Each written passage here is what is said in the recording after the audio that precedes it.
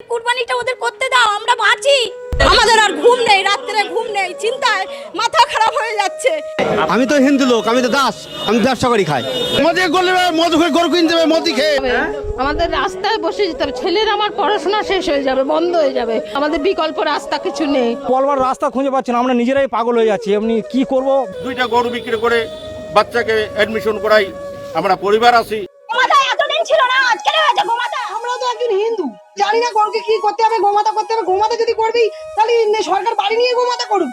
মানতেই পারছি না। আমাদের সামনে বলছে সুসাইড করবো, শুভেন্দু অধিকারী আছে সেইগুলো দেখবে। হ্যাঁ, বললে যে সোনার বাংলা করবো, সোনার বাংলা করার থেকে এটা কি করছে, তার থেকে জয় বাংলা অনেক ভালো ছিল। আমরা বলবো সরকারের কাছে চাইছি, নাই গরু নিয়ে যাক, নাই আমাদেরকে কি করবে করুক। এই পাশেই মুসলমান, তারা কোনোদিন এসে আমাদের কোনো আপত্তি করেনি, আর আমরাও তাদের কোনো এতে আপত্তি করিনি। কোনোদিন হয়েছে চেয়ারে বসেছে, তার মধ্যে এত কিছু আইন আমরা মেনে নিতে পারবো না। না হলে আমাদের সংসারের দায়িত্ব নিয়ে লোনগুলো শোধ করে দিই, এটাই চাই। লোনটা নিয়ে আমরা গরু তুলি, আমরা কি করব? আমরা কি চুরি করব, নাকি আমরা রাস্তায় কি ভিক্ষে করব? তাই আমরা লোন নিয়ে আমরা গরু বাড়িতে পোষাই করি। 1 লাখ টাকা লোন নেওয়া আছে, সরকার জবাব দেবে, এর জবাব সরকারকে দিতে হবে। আজ 10 দিন আমাদের এখানে মেলা হয় একটা, সেই মেলাটা আজকে বিগত 10 বছর ধরে হয়ে আসছে। আমরা বিয়ের পরে এসে দেখছি যেখানে একটা মেলা হয় কুরবানির সময়, কিন্তু সেই মেলাটা আজকে নতুন সরকার এসে বন্ধ করে দিয়েছে। এই মেলার উত্তর সরকারকে দিতে হবে, কেন আমাদের এখানে মেলা বন্ধ হয়ে গেছে। যে গরুর মেলা হয় আমাদের, অন্যায় বলছে। আমরাও তো একজন, আমরাও তো হিন্দু না, আমরা মুসলিম, আমরা গোয়ালা ঘোষ, কিন্তু সরকার কেন এই কথা বলছে আমি বুঝতে পারছি না। আমাদের কিছু জমি জায়গা নাই, আমরা অসহায় লোক, আমরা কি করে খাবো? দুইটা গরু বিক্রি করে বাচ্চাকে অ্যাডমিশন করাই, এমন করে কিছু আমরা পরিবার আছি যে দিনমজুর লোক। আমার 5 লাখ টাকা লোন নেওয়া, সব মহিলারা এসছে আমার বাড়িতে, এসে বলছে লোন শোধ করো। আমি কি করে করবো? থেকে তো জিনিসটা চালু ছিল না, আমরা তো জানতাম না। তাহলে আমাদের সেই বিকল্প রাস্তা বার করে দিক, নইলে তো আমাদের মরা ছাড়া কোনো লাইন নেই। আমাদের প্রচুর টাকা দেনা আছে, আমাদের খাটালে কম বেশি 10-20 লাখ টাকার এক একজনের কাছে গরু আছে। খুব কম, ছোট আর বেশি তার আরো বেশি এক একজনের কাছে 40-50 লাখ, 70 লাখ, 80 লাখ টাকা। একদম হয়নি। 2-1টা বিক্রি হয়েছে, সে গরু সব রিটার্ন করে দিচ্ছে। আমাদের 50-60 বছরের এই ব্যবসা। 50-60 বছর? হ্যাঁ। আচ্ছা, কাদের কাছে গরুগুলো বিক্রি করেন? ওই মুসলিমদের কাছে বিক্রি করা হয়, কুরবানিতে আমরা একটা পয়সা পাই, তারপরে এতে আমাদের ভুসির দোকানে টোকানে অনেক দেনা হয়ে যায়। সেই সময় এই সময় গরুটা বিক্রি করে অনেক 6 মাস বসে খায়, তারপরে এই সময় গরু বিক্রি করে আমরা সেই দেনাটা মেটাই, বা ব্যাংকে থেকে ঋণ নিই। যদি আজকে এই কুরবানিতে গরু যদি না বিক্রি করতে পারি, তাহলে আমরা তো পুরো নিঃস্ব হয়ে যাব। আমাদের বাচ্চাদেরও লেখাপড়া আমরা শেখাতে পারবো না, আমাদের ইনকাম না হলে করতে শেখাবো। আমরা তো রাস্তায় এসে যাচ্ছি। সবচেয়ে বড় কথা, এরপরে আমাদের যদি এই কারবার বন্ধ হয়ে যায়, গরু না বিক্রি হলে আমাদের কারবার বন্ধ, আমাদের ভুসির ঘরে দেনা, ঔষধের ঘরে দেনা, আমরা করতে মেটাবো? তারা তো আমাদের ছাড়বে না। তারা সব বড় বড় লোক, বড় বড় বাড়ি, তারা ব্যবসা করে, তারা তো আমাদের ছেড়ে কথা বলবে না। তাহলে আমরা কোথায় যাব? বিক্রি হয়নি, বিক্রি হয়নি। কি করবেন এখন? বিক্রি তো আর হবে না, সরকার যা নির্দেশ দিয়েছে। কি করব সেটাই তো, আমাদের অবস্থা খারাপ হয়ে যাবে। এটার উপরই ভরসা করে আমাদের চলতে হয় না। ছেলে আমার সঙ্গীতা ঘোষ। কি করবেন যদি বিক্রি না হয়? ঘাটাল আমার বন্ধ হয়ে গেলে আমার খুব অসুবিধা হয়ে যাবে। এর উপরেই আমার সব ভরসা করে ব্যবসা চলে, আমার ছেলের পড়াশোনা চলে, বিক্রি হয়নি। আমাদের রাস্তায় বসে যেতে হবে। ছেলের আমার পড়াশোনা শেষ হয়ে যাবে, বন্ধ হয়ে যাবে। আমাদের এই দুধ দিয়ে আমাদের ছানা কাটিয়ে ব্যবসা, সেটা পর্যন্ত আমাদের এর উপরে ভরসা করে, আমাদের বিকল্প রাস্তা কিছু নেই। আমাদের কোনো বিকল্প, ছেলের আমার কান্নার অবস্থা, মা আমার পড়াশোনা বন্ধ হয়ে গেলে আমি কি করব? মানে আমার চাকরি বাকরি না হলে আমি কি করে করব? এ তো আমি করতে পারবো না, ওর দ্বারা হবে না। বলবার রাস্তা খুঁজে পাচ্ছি না, আমরা নিজেরাই পাগল হয়ে যাচ্ছি। এমনি কি করব? বা যাদের কাছে টাকা নেওয়া, বা এই ভুসির টাকা, বা এই গরু যে খাওয়াবো, সে কোনো রাস্তা পাচ্ছি না, সব বন্ধ করে দিচ্ছে। এবার তারাও দিতে পারছে না, আমরা টাকা না দিলে তারা দেবে কোত্থেকে? দুধও এবার যে দুধ নেই আমাদের, যে বাবা চালাবো, সব তো বস্তি গরু, যে হঠাৎ এরম বন্ধ করে দেবে তো আমরাও তো কেউ বুঝতে পারিনি। এটাই সিস্টেম, আবার গরু আনবো, এটাই সিস্টেম আমাদের। এর বাইরে তো আমরা যেতে পারবো না। গরু তো বিক্রি হবে না, কি করবো সেই জন্য চিন্তা করছি। তো আমরা কি করবো? আমাদের তো গলায় দড়ি দিতে হবে, আত্মহত্যা করতে হবে। আমার এক্ষুনি 15 লাখ টাকা দেনা আছে, আমার এক্ষুনি 15 লাখ টাকা দেনা আছে। বিক্রি না হলে আমাদের দেনা কোত্থেকে দেবো?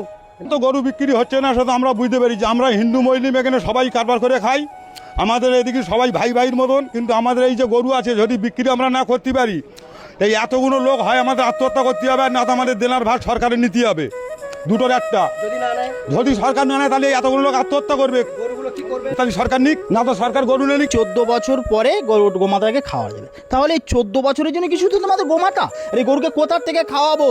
আজ ভুসির দোকানদাররা হুমকি দিয়ে দাদা ভুসি যাবে না, আমরা করতে খাওয়াবে এদের? এরা কি না খেয়ে মরবে? অবেলা জীব, আমরা কোত্থেকে দেখবো বলে? কষ্ট সহ্য করতে পারবো?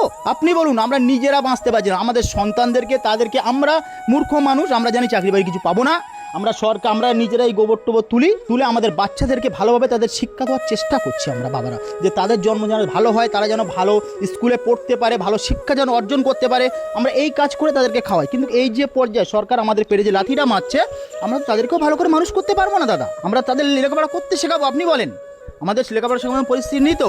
তাহলে এরপর এই যে ব্যবসাটা বন্ধ হলে আমাদের কি করতে হবে? এরপরে রাস্তাঘাটে দাঁড়াবো, ছিনতাই করব, চুরি করব। আর এর জন্য এই যে চুরি করলে এর জন্য দায়ী থাকবে এই সরকার। আমাদের যে ক্ষতিটা করছে এই সরকারই করলো। আমরা এই সরকারের কাছে বারবার অনুরোধ করছি, আপনি এইভাবে আমাদের পেটে লাথি মারবেন না।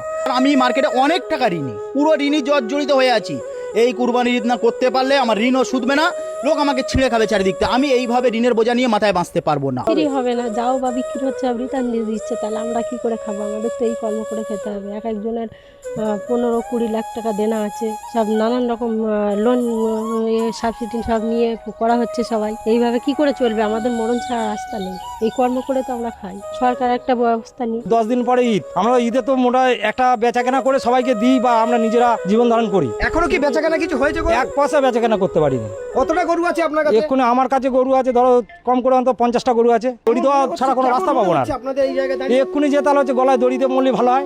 আর দেনা ছাড়া কি করবো? আমাদের সব লোনের টাকা, ইন্টারেস্টের টাকা, কারোর বন্ধন আছে, কারোর এসকে আছে, এইসব টাকা নিয়ে আমরা মালপত্র তুলেছি। কি নাম আপনার? আমার নাম গগন ঘোষ। ঠাট গরু নিয়ে আমরা কি করব বলো? কি করব? একটা গরুর দাম 2 লাখ 2.5 লাখ টাকা বিক্রি করে, হ্যাঁ, বউদের গয়না, শ্বশুর বাড়িতে গয়না এনে, ভাইদের গয়না নিয়ে সব বন্ধক দিয়ে এসব গরু বাছুর খেয়ে মানুষ করেছি। এইসব টাকা আমরা কি দেবো? ইন্টারেস্টের টাকা লোয়ার এসে 5 লাখ টাকা, এসব টাকা আমরা কমতে দেবো? তাহলে তো আমাদের তো পালাবার ছাড়া আর কোনো তো না রাস্তা নেই। যারা না টাকা পাবে কি না ছাড়বে। সবাই বলেছে কুরবানির পরে কিন্তু টাকা দিতে হবে, তুমি কুমনতে দেবে না দেবে তা দেখার দরকার নেই। আমার কি বাপ যদি জমি জায়গা দিত না, জমি জায়গা বেশি নেয় না, তাদের না টাকা দিয়ে দিতাম। জমি গোমাতাকে পারা যাবে না, তাহলে বিহারে তো ফ্রি গরু দিতে পারতো। মোদি ফ্রি গরু দিতে পারতো, তো তাহলে তো আমরা সবাই সম্মেলন করে আমরা তো গরু চালাতো। ওদের কুরবানিটা ওদের করতে দাও, আমরা বাঁচি। আমাদের আর ঘুম নেই, রাত্রে ঘুম নেই, চিন্তায় মাথা খারাপ হয়ে যাচ্ছে। আমি তো হিন্দু লোক, আমি তো দাস, আমি ব্যবসা করি খাই। মধু খেয়ে গরু কিনতে হবে, মদি খেয়ে কিনতে হবে।